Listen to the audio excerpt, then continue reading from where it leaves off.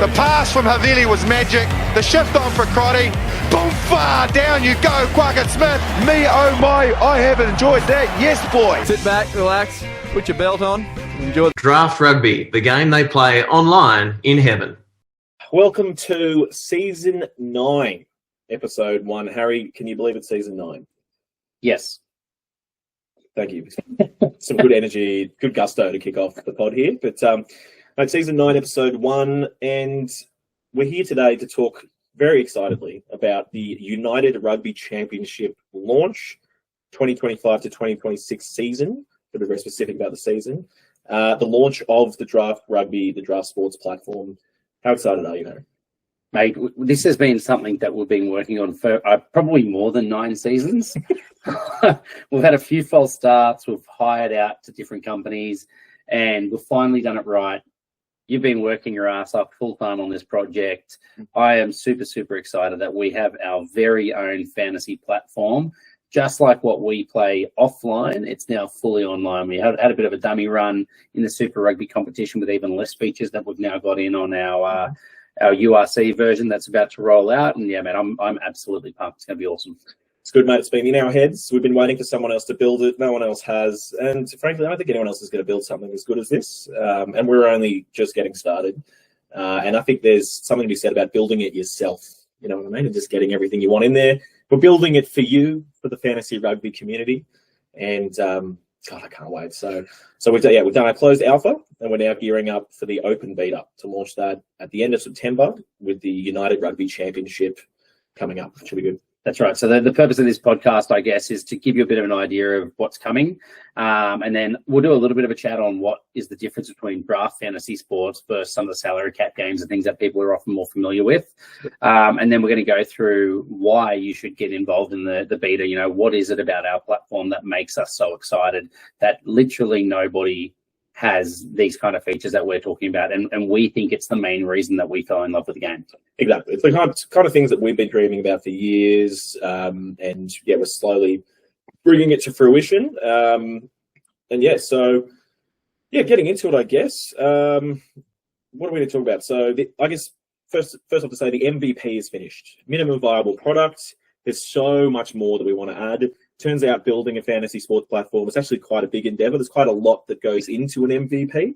If you're in startup land, everyone talks about always be launching. You should have launched yesterday, launch tomorrow, launch whenever. Also, it's a little bit hard to launch when you have to wait for a season to come around. So we're very excited to play this for Super Rugby next year. I mean, we'll be looking at Six Nations. We'll be looking at lots of rugby competitions. I mean, ideally, we want to launch it in everything. You know, like we're ambitious. We want it to be the biggest fantasy platform for rugby across the world. We want it to be in the Premiership, Super Rugby, Rugby Champs, the Six Flags specialty competition that's going to come in next year and own all the top players. Like that's right. URC 360, exactly. What it's called, yeah. All that stuff. Yeah, exactly.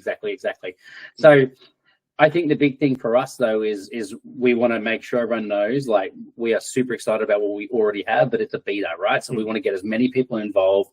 It's a free platform. We're not charging you anything to get in and have a go. And basically, we want you to run your draft season, your fantasy season through our website. We have the ability to fix things as they go. We've tried it ourselves, like we said. Like, we're confident that we can run the season, but we're going to be adding features as we go. We're going to be continuing to build on it. And the people that are involved, like, you have the direct line back to us to be able to influence what you want from the game, which is, you know, absolutely my favorite part of this. Exactly. There's that fantasy rugby community out there that's itching for something to scratch that itch to absolutely deliver the game you want to play. And now, yeah, we've got, it's not been launched by a third party. We've built it painfully over a long time, but we've also been developing the game, like how it should work, our scoring systems, etc. Over many years. So yeah. Let's give them a bit of an idea. So we're hoping we've got a couple of last contractual things that we're finishing up with, but somewhere between the next couple of weekends, so call it the 6th and the 14th of September, we're expecting to have the website ready for people to actually sign up. So they can then create their leagues, set their draft dates, all that kind of thing. We know that those functions already work. We've just run another one ourselves today as well. So it's good to go. It's just kind of dotting the I's and crossing the T's on our end. So we know that we can push for that. what we do want people to do as of right now is go on the website, draftrugby.com, sign up for the mailing list. So then that way you make sure that you will get the notifications as soon as it's launching. And obviously also keep an eye on our socials. Not only are we going to put out those announcements, some how-to videos, try and give you guys some inside looks of what's coming, but also we're going to be trying to put out the same kind of good content that we've always done for, primarily Super Rugby, which is who are the most valuable players, who should you pick, who shouldn't you pick, look at value-based drafting, like why should you pick this prop even though he's the 15th ranked player overall, that kind of stuff. That will really make the big difference to your competition. I should say, I'm sure the number one question we're going to get is our biggest following is on the casualty ward. We probably won't have a full injury ward because we just don't have the resources at the moment. For the United Rugby Championship. Yeah. That's right. So that probably is something that we would love to have someone partner with us to help provide, but at this stage isn't up and running. But yeah, look, and I think we really just want you to start, number one, sign up to the mailing list and then get your draft team together. It could have 2 players, it could have 10 players. So we can run a full squad of 23. So 10 is about the maximum teams we're going to run for the URC. That's it. Start recruiting your mates. And yeah, look, we're kind of coming a little bit out of radio silence here. So obviously, years ago, we were doing, up to 20, 30, 40 pods a year. Yeah. In fact, we were just looking at, of course, the famous pod caps. Harry's absolutely killing it. I don't think there's any rugby players to compare to anymore, but Harry's got his 174 pod caps. Nelson, who's obviously not here present with us, has missed. Don't need to speak about him. Don't need to speak about him. That's too much already. And 170 caps total for Alan Wynne-Jones. So we've got him covered. You've taken it. Yeah, that's it. But yeah, so we're coming a bit out of radio science. Look, obviously Harry and Nelson have had kids. Life moves on as you get a bit older, but we didn't stop working on this. This has been a dream of all of ours. And so now that we have something, we're getting close to URC, we're going to really start coming out with a lot of content. So we're going to start putting out clips of how the game works. Today's pod, I think we've said, I don't know how many, every pod we've ever done, we've said is going to be a short pod. We're hoping for that today. We'll see how we go. We'll keep it under 4 hours. But yeah, all right. So anyway, let's push on and let's get on to what is draft fantasy sports. Yeah. So the game, particularly for rugby union, that people are the most familiar with is like a salary-based game or a super coach. The famous one was always Fox Sports' version. There's a couple of other games that are doing something a little more like what we're doing, but without maybe some of the real intricacies that we think are super important. Yep. But a draft fantasy game is modeled off the US fantasy sports model that is so incredibly engaging that it's, we always laugh about the fact ourselves behind the camera that, or away from the camera, that US fantasy football is worth more than the NFL because people are just so engaged with the product. So that's what we're bringing to Super Rugby. The difference is you create a league with your mates. There's 8 mates there. You're not competing against people outside of your league or 10 mates or 2 mates, like we said. You own players uniquely. So if I sign Andre Esterhuizen, you can't have him. It's it. Unique player ownership in your team, unique rosters. Yeah, and then we have a table and a competition format, fixtures format that more closely mirrors what real sport is. So I might be facing Cargie in round 1. So the other managers in my league really is relatively irrelevant to me. I just want to get my win over my mate or associate. And we've got bonus points and bonus point wins, bonus point losses. So you end up with your league table. And ultimately, it's either going to be a first past the post for the beater. And then eventually we're going to be building in for next year a finals competition format as well. So then you can choose to do your, Premier League soccer style first past the post or finals, whatever kind of floats your boat. Anything I missed? Yeah, and look, I mean, there's public leagues as well, so you don't have to create a league with just you and your mates. You can create new mates. You can find them, and I guess, yeah, in terms of your league fixtures, I guess what else do you do in draft sports? You manage your lineup, so you're starting and your bench players, and you have to manage them through international game windows where players will be not available. Is injuries. So I think everyone as sports fans think that they know better than the coaches. I'm sitting here wearing my Waratahs jersey and I constantly differ opinion about the starting team that I would list every weekend for the Waratahs. And look, with draft rugby and draft sports, you get an opportunity to do that. It is like managing a team throughout a season. It mirrors a proper season with all of the intricacies.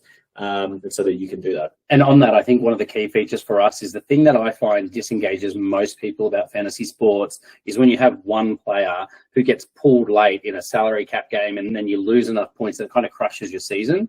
We run full benches. So our positions, we run props, hookers, locks, 3 back rows. So I should say 2 props, 2 locks, a halfback, a fly half, 2 centers, and 3 outside backs. And then you have 1 sub for each of those positions as well. So it's a full squad of 23 players, which means if you get someone go down late, you generally will have an active player unless you're running a risk of trying to bring someone through coming back from injury to sub in. So you always have far more control over your team to make sure that you're competitive. So it's always really up to you as a manager rather than the external factors that you really can't control. So I think that's a big one for us. And I don't believe anyone runs a full squad like that. No. And it just creates tremendous buy-in. And I think it's actually quite interesting. We've modeled this off US fantasy sports. I think rugby actually works even better than NFL and basketball in that sense that there is just these 8 position categories and you have 1 backup for all of them. With NFL, right, you pick a whole offensive lineup and you pick certain positions that matter. You're not picking full teams of 40 because there's too many players, too many positions, whatever. Rugby, it's the perfect sizing.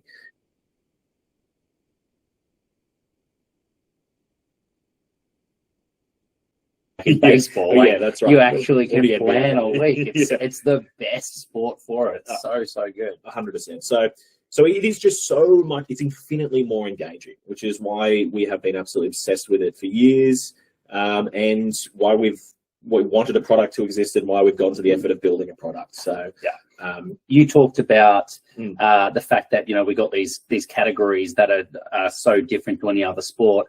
I think that's one of the key focuses for us in developing this platform as well. Is whenever we've played any other game, you kind of pick up a kicker, fly half, you pick up some outside backs, and then the other players just have never felt like they hold any value. So we've tried to go away from that and come back to that premise of rugby union as a game for all shapes and sizes. You love your props. I love my fly halves and my outside backs. Nelson loves his back rowers. Mark doesn't know what he loves, but there's something there for everyone, and every player should be engaged. We talk about the depth of our equations. We've spent so much time over the previous years trying to build out a competition where we feel there's a different number 1 draft pick in a different position every single year. Like, Super Rugby this year, Cam Roygard as a halfback was our number 1 pick, which had never ever happened before. Angus Bell was our number 1 pick as a prop a couple of years ago. So it is all about the player rather than just devaluing a prop because he's a prop and he doesn't do as much flashy stuff. And valuing the roles versus effort levels. So, your outside backs, they're scoring the tries, right? But your props are in there doing the hard graft, right? The meters that they make are much harder to make than your outside backs who've got 20 meters of open space in front of them, you know what I mean? So it's exactly that. It's getting everyone involved, just like in the real game, a game for all. So we have an insane amount of stats that we've got access to now, like nothing ever before. And we've tried to incorporate as many of those into the game. And, there's still a couple of really small points that we're talking about, which I kind of hope we can get through without unbalancing things. But, some of the ones that we can talk about straight away is like dominant carries for an extra point, dominant tackles for an extra point. Try-saving tackle has been worth 5 points instead of 1 point. Like, it's a big play to stop someone from scoring. It shouldn't be. You've taken 10 points off someone else. It used to be worth 1 point. Like, it makes no sense. 100%. I used to be watching the game. You'd see Tuanga Fasi absolutely nail someone, and they're thinking, look, he's just taken that guy out of the game. That's got to be worth more than just a point for a tackle. And so now we've got dominant tackles and things like that. So what are the other ones we've got? We've also got line break assists. That's great. That's line breaks, incredibly valuable. And rucks hit. We can finally reward, we used to call it 30-point Todd. Matt Todd, consistently 30 points or thereabouts every week. He's never getting a bigger score than that, but he was one of the players that just got around the park, did the work, but nothing flashy. So it was always hard to beat in your fantasy team. Now we can reward players that get through lots of work, just get through lots of rucks and things like that. And what else have we got? Well, on the same kind of idea of rewarding the forwards, we've got scrums, and that's the hardest stat to incorporate, but we really like how we've done it. There's no individual scrum stat, which is, I think, why people have shied away from it historically. The way that we've done it, we've basically looked at the time that someone's on the park and the amount of scrums that the team actually plays for, and it averages out. So if there was 4 scrums in a game, the player played 60 minutes, they get 3 of those scrums. So in that way, you can still accumulate points based off of having a role in a scrum, which is such an important role for a forward. And then, particularly a tight head or like a scrum loss or something like that. Like, those are important plays that have never been valued before. So we've found a solution for that. So now it's not just me cheering on the scrums. Harry and Nelson are also getting after. I do genuinely cheer scrums now. The last one that I've got on the list that we can say for now is the kick meters. So, I think before, your fly half would put a cross-field kick in and that, or an up and under from a number 9, it was a perfect box kick, and no one actually valued that. There was no way to count for it. So now we are looking at kicks. We've got currently as a point, and we don't want to overvalue kicks. It's not like aerial ping pong's the idea, but it's not all kicks as well. There's like kicks from hand. We don't want, just like all kicks for touch and things like that, whatever. Yeah, that's right. Kick meters. So we look at a point per 100 meters, so you can get a couple of extra points if you're doing all your clearing work as a playmaker and that kind of thing as well. So again, adding a little bit of value to your 9s and 10s. That's it. And look, and there's, we're so excited about getting some more of these stats. There's still more and more stats coming on in the future, and we'll be petitioning for more and more stats. Like, we'd love to get a 40-20 stat in there, because that's a huge play in the context of the game. Yeah. That's what I meant. And wow, I'm going to cop something for that one. So we'll be petitioning to get more stats, because the more data you have, the more, dynamic we can make the scoring system. But we've spent, I hate to think how many, like weeks, months, probably negotiating between ourselves and trying different things in spreadsheets, because we played the game in spreadsheets over years, and just seeing how all the scores would balance out over a season. And yeah, we're super excited with some of these new stats we've got. Yeah, and pushing on from the stats, the trading is another thing that I think is completely unique the way we run it. The waiver wire is probably, those that are familiar with draft sports, what they're most familiar with. Yeah. We've gone a different way. To us, as people that have played draft sports, we find the waiver wire relatively complex. I don't think it feels very intuitive. So we've gone to, like, how do you want to make a trade with people? And we've got 3 different systems. The waiver wire for others is one. They've also got other systems, but our 3 systems are basically manager to manager trade. So I can make a direct trade for 1, 2, or 3 players, 5 players, 15 players with someone else. And that's often because if Harry's offering me a trade for, a player that just got injured, asking for one of my spare players, then I'm not just going to give that to him. So you'd have to offer in exchange for another trade, another set of players. So you balance them out. You give me your good lock, I'll give you my dodgy lock. Yeah. If I can give you my good scrum half and you can give me your dodgy scrum half, that way we both win. Yeah. And there's more reason for us to actually work together to try and make both our teams better. The only thing that has to be said is that you do have to look out for, if you're ever on the receiving end of a trade proposal from a Harry or Nelson Dale. Oh, mate, that is so rich. They're trying to take you for a ride. Absolutely. That's just that's a known fact among the fantasy universe. So, yeah. That is the most rich thing you've ever said on this podcast. I've never seen Harry so uncomfortable. You know what I mean? To be called out. But yeah, sorry, you were saying the trade system. So manager 3 systems. Yeah, that's right. You send a proposal, you get an acceptance or a denial for that trade. We then have a weekly trade system. So our favorite part, really, of the whole draft fantasy sports is the initial draft, which is such a beautifully complex system, but it looks so good on the website. Yeah. But every single week you have a mini trade kind of draft. A mini draft. So basically you get up to 5 picks. You can choose to use them or not use them. You can either pick up free agents that are unowned by other managers, or free agents that have become free because someone else has dropped them. So you might have been, trying to hold a back rower because you knew that they were coming back in a couple of weeks and they're a big time player, and then one of your other back rowers who's a solid enough player gets injured for a week or gets rested for a week. You can't carry that man down. All of a sudden there's an opportunity to take advantage of that, and I can pick up your player.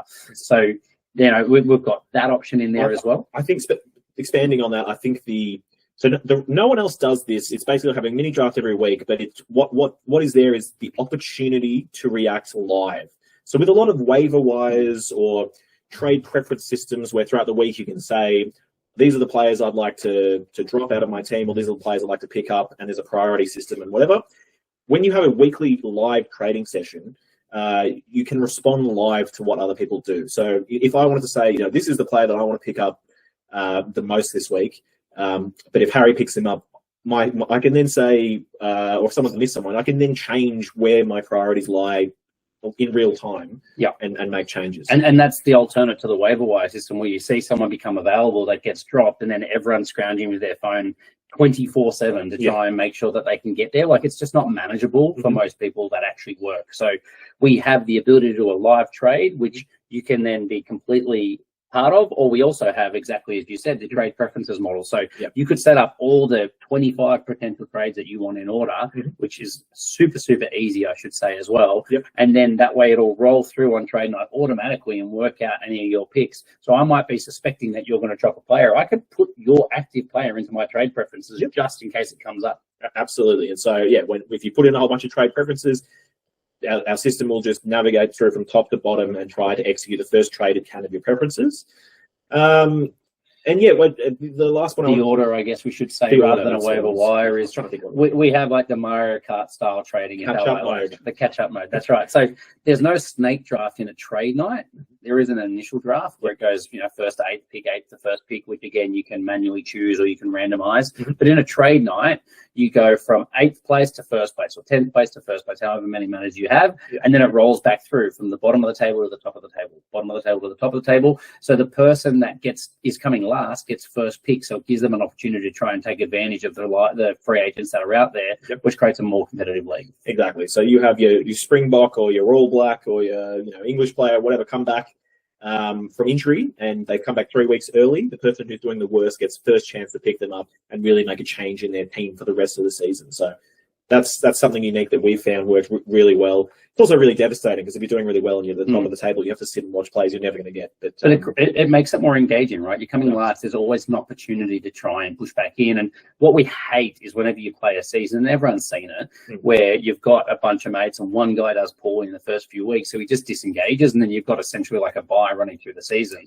We're trying to do everything we can to engage that. And part of that in the future will definitely be a losing bracket final as well. That's right. To try and make sure that you've got a wooden spoon to avoid. Like, there's hope, Exactly. We have some severe punishments that we put in place with our league every year, and we love sharing them. In fact, I think we'll share last year's up on socials very soon. But, that's the stuff of folklore, a lot of these punishments. We've built a way into the system to keep everyone engaged. And if you're falling behind, you can come back. It's not like the initial draft isn't the be all and end all like it is in a lot of. It's still very important. It's still incredibly important. Still very important. Look, the other thing I think is our biggest strength is that I think we have completely unrivaled adaptability. We are in this really great position where, out of the four of us that are building this website, yourself and Mark are the actual coders that are building the site, and that's why it's taken us so long to get to this point. With our past attempts, we're outsourcing that, which just creates huge hurdles. You just can't make the changes that you want to make.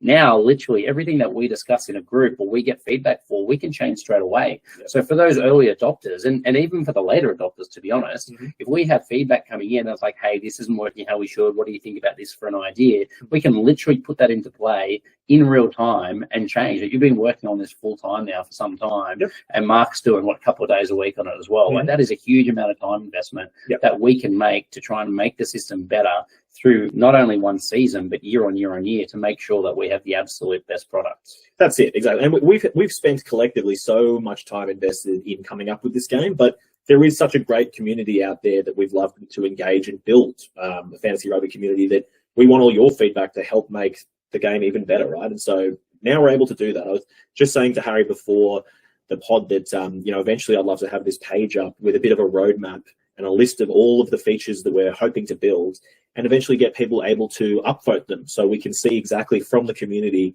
what is the most important thing, what do people want the most, and guess what? That's what we'll focus on. We'll build that. So we'll have our own tree of up, as I was showing Harry earlier. If anyone's familiar with the tree of up banking, that's a great roadmap there. But it's pretty impressive. But so no, it's so much easier. Mark and I are both engineers, and we're building the system ourselves. And that makes it a hell of a lot easier, I tell you what. 100%. So going to the plan, I guess what I would focus on for right now is we want to start to get people to sign up. So I got the website up on the YouTube link. That's where you are, but it's draftrugby.com.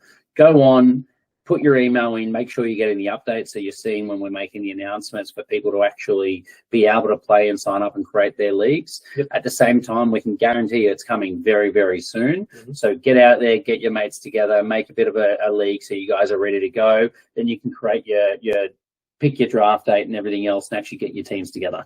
That's it. And, we just want people to jump on. We've said this is an open beta. Eventually, we've got to figure out a cost structure that, we can keep growing it and everything. But for now, it's like just get involved. And we think you'll really like it. Like we said, there's quite a few things that are unique to our game that we would have loved to have seen someone else come up with. And we've asked a petition for them, but no one has. And so we're building what we truly think is the ultimate fantasy rugby platform. We'd love you to jump on board and come along with us. So get involved. Yeah, we're going to produce a lot more content. I think we might have said so far already, but we've now got some video content of how our trade nights work, how our initial drafts work, all that kind of thing that gives you a much better idea of what you're actually signing up for. So we'll start to put that out on social media, on YouTube, wherever we can. We're going to be speaking to some experts in the URC, trying to get some content out there to help give you an idea of who the big trade ins and outs are, what kind of things we need to be worrying about with the international windows, or people that are maybe better fantasy footy players than they are real life footy players as well. Where's the value picks? Who's in a wrong position? So you can try and pick up the lock that actually plays back row. Yeah. Who's the new hot shit? All that kind of stuff. So we're excited to work on that content as well. As we found out this morning with our speed run in maybe just how little we know about some of the players in the United Rugby Championship. So that aren't South African. Yeah, that aren't South African. That's fair. Or aren't playing in the test window. It's interesting with the Super Rugby doesn't have the same problem with the URC has, that at the start of the season there's a lot of players playing test rugby. Super Rugby, everyone's available, right? There's still some players with some All Black or Wallaby rest weeks at the start of the season, but URC has that. It's an interesting problem to navigate, because do you pick up one of the best international test players and then hold them for weeks or not? So, we're hoping to really get some of our friends over there in the UK, South Africa, and around the URC involved to give us some of the inside scoop. We'll bring that to you soon. Yeah, so just a reminder, the launch date is somewhere between the 6th and the 14th. Like we said, we're just waiting on a third party to finalise a couple of little things, and that way we can get that out to you. So that's moving along very well, and we're excited to launch that. So keep your eyes open. Yep. I guess the other thing that we can ask for is that, our market that we've worked with and communicated with and built a community with over the last nine or so years is very much a So, we communicate with a lot of Aussies, New Zealanders, South Africans, things like that, but maybe we don't have the same amount of reach out in the other countries that play in the URC. So please tell your friends about us, share content, repost things, whatever you can do to try and help get the word out. If you're keen to play, now's the time to say, hey, we've got this new platform, let's go have a go at it. It makes a huge difference to us, and if we can get a bunch of different leagues up and running in this beta run, then it means that not only do you guys have a great game to play, but it just means it's going to be exponentially better in the following seasons as well. So that will be a huge help to us. So thank you very much for all the support that we've had up to date, and very, very excited to bring you more. 100%. And I guess, look, just finishing on, sign up at the website, draftrugby.com. Get after us on YouTube, on the socials. The boys are going to start posting out more content. And hit us up with suggestions. Is there anyone we should talk to? Is there anyone who really knows their stuff? Is there anyone who is over the top of the injuries for the URC, things like that? You know what I mean? Where we'd love to hear from anyone and everyone. And we're trying to bring this to reality. And we just need you all to get involved. Yeah, very excited to get started. So thanks for listening, and you will hear from us again very soon. Catch you on the next one.